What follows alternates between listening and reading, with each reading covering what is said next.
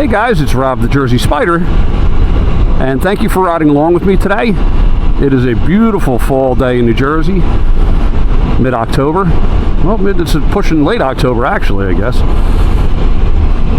So I am in the area of Flemington, New Jersey, and it's going to be kind of a quick video, but I just wanted to show you guys a little bit more of what New Jersey's about. This is way northwest of where I live. It took me about an hour and 40 minutes to get here.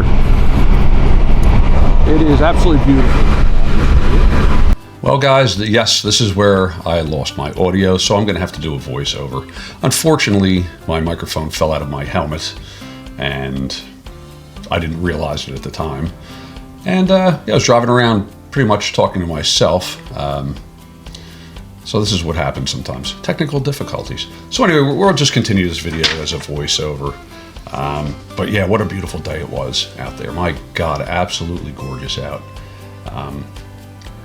The beautiful foliage. And I've told you guys before, fall is just my favorite time of the year. The air's cool and comfortable, and it is just a gorgeous time to ride.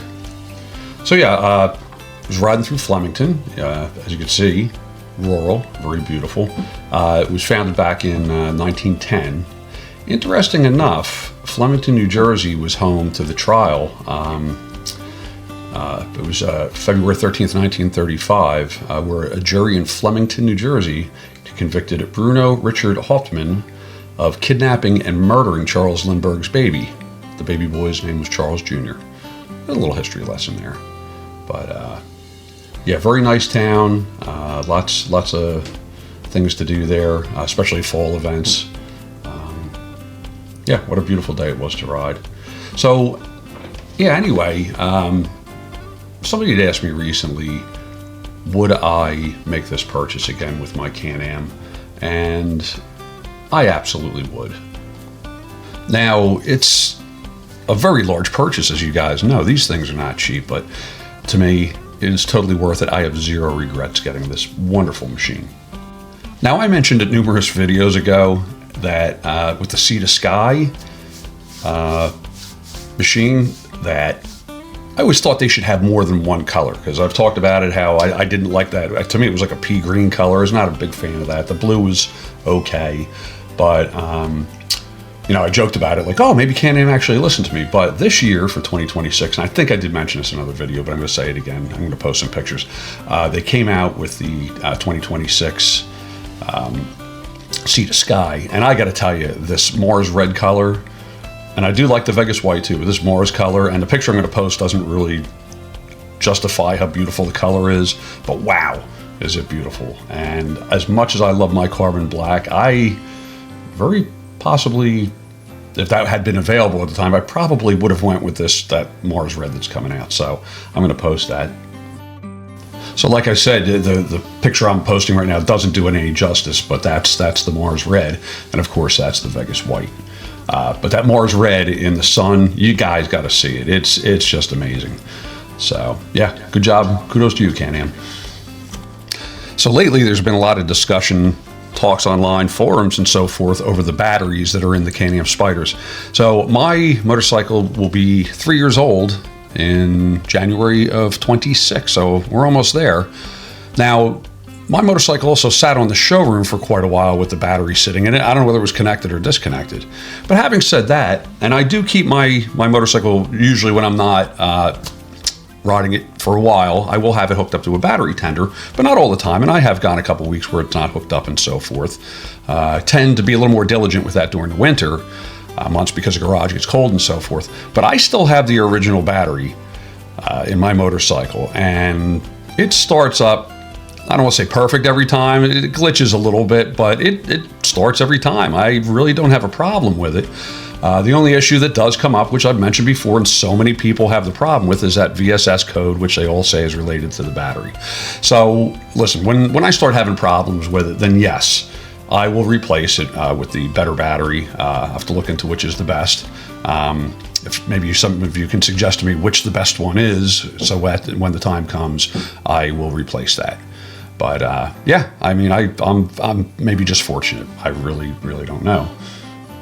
And the other thing is, if I'm out on the road and, I stop somewhere and I go to start it and it doesn't, I'm not really that concerned. I have my little jump box with me. Not that it's probably not a pain in the neck to hook it up, but, I'm not really worried that I'm going to get stranded. So it's good to have one of those with you. I really recommend that. So the other issue I believe I brought up in the past, I'm going to bring up again, is under heavy braking, my right front wheel shakes pretty hard. So I don't know whether I have a warped caliper, which honestly, I've only got caught in the rain one time with this thing in 3 years. So I doubt it's that. But yeah, for some reason it shakes hard under heavy braking. I'm definitely in the spring, when I have my spring service done on the motorcycle at Ocean County Power Sports, I'm going to have that addressed and figure out what's going on with that. I'm also around 8,000 miles, which is not crazy, obviously, on it, but I'm starting to think the rear tire is going to need replacing somewhat soon. But anyway, guys, look at this. Can you believe that this is New Jersey? No, not New Hampshire, not Maine, not Vermont. This is New Jersey. So I took a ride down this little country road. I've never been on it before. It just looked really cool. Took a ride down here. And as we get a little bit further, look at it. Beautiful, absolutely gorgeous.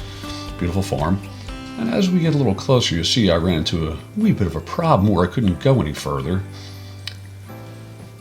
There's this little bridge up here, and you can see the structure to it was starting to collapse on the top, so they closed it off to vehicular traffic. So it's only for pedestrians and bicycles at this point, so we had to do a little turnaround here. Not that it's a big deal, no worries at all. So we're going to ride a little bit further, and like I said, I really don't want this video to be too long.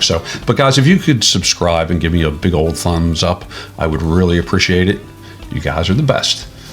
But yeah, so another issue I wanted to address as we are cruising along here on our little venture.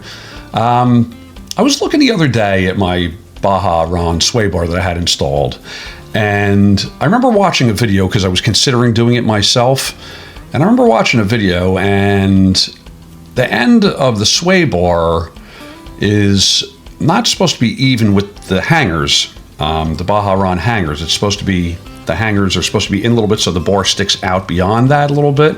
I'll post you a video, rather post a photograph right now of what that's supposed to look like. So as you can see, the sway bar sticks out just a little bit beyond the hanger there, or whatever the part is called there. That's how it's supposed to be. However, in this next photo, you can see how mine is, and it is completely even with it, which I don't know whether in time, under stress of turning and what have you, will that wind up coming off? I really don't know, but I'm not really happy with the way that's seated, and it's the same way on both sides. It's right to the end of that part. There's no meat sticking out at all. So I'm going to address that with the dealer in the spring and see what they say, and see if they could maybe just readjust it a little bit. We'll see.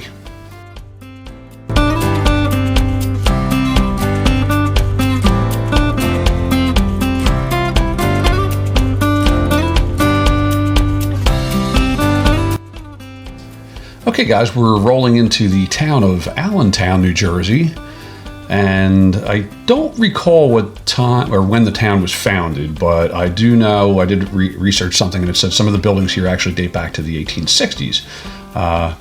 It's one of those quaint little towns. It's fantastic to walk through during the fall. They have all kinds of shops, restaurants, and so forth. This town is pretty much equidistant between New York and Philly. So if you wanted to come here just to do something different. And I should also point out that Allentown is not the same Allentown that Billy Joel talks about in his song in Allentown. That is Pennsylvania. That is not New Jersey.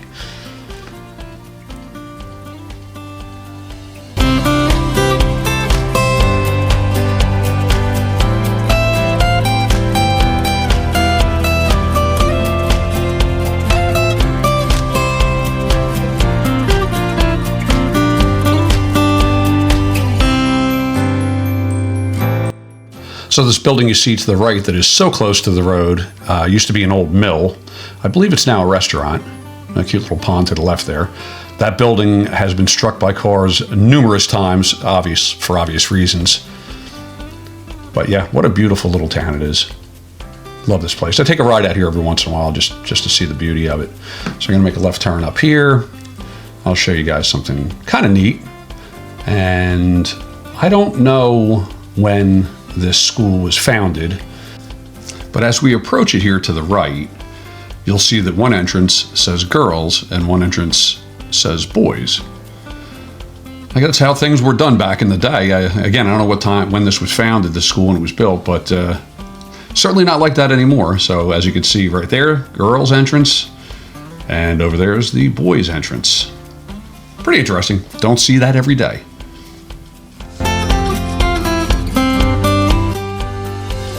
Okay, guys, well, that's going to conclude the video. I'm going to do a little more riding out here. There's a winery I'm going to pass by, which, hey, New Jersey's got quite a few wineries. We have the one out here, Cream Ridge Winery. There's Loretta Winery in New Egypt, Knoll Winery down in Egg Harbor. There's Saddle Hill Winery in Voorhees. So, I mean, and there's numerous others, too. So it's a very popular thing to do here in New Jersey. But I appreciate you coming along for the ride. I apologize for the voiceover. I really don't like doing that, but sorry, I had a problem and lost my audio. But thanks again. If you could like this and subscribe, I would really appreciate it. Again, thank you for coming along, and we will see you guys soon. Take care. Have a great day.